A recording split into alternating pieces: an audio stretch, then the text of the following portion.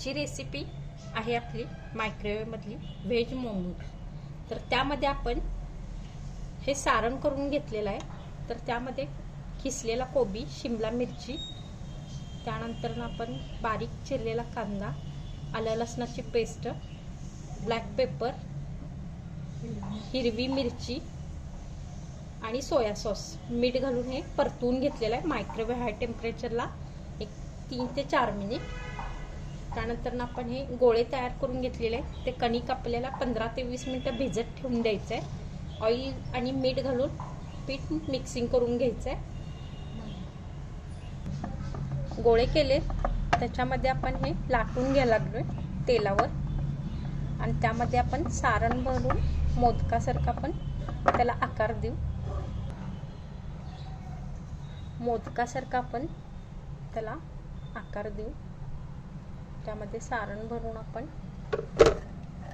हे स्टीमरमध्ये, हा स्टीमर आहे, स्टीमरमध्ये पाणी घातलेलं आहे आपण एक अर्धी वाटी।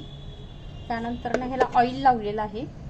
ऑइल लावून त्याच्यावर आपण हे मोदक ठेवून देतो। तर हे सगळे आपण मोमोज यामध्ये लावून घेतलेले स्टीमरमध्ये। ह्याला वरती आपण झाकण लावून देतोय। तर हे आत मायक्रोवेव्ह मध्ये ठेवून दिलेलं आहे स्टीमर।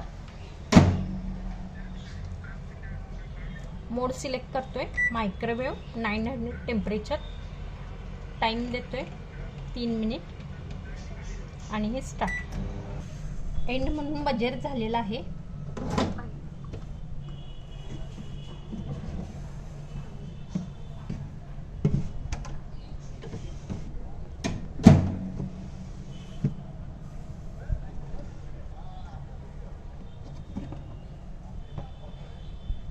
तर हे आपले मोमोज तयार झाले आहेत,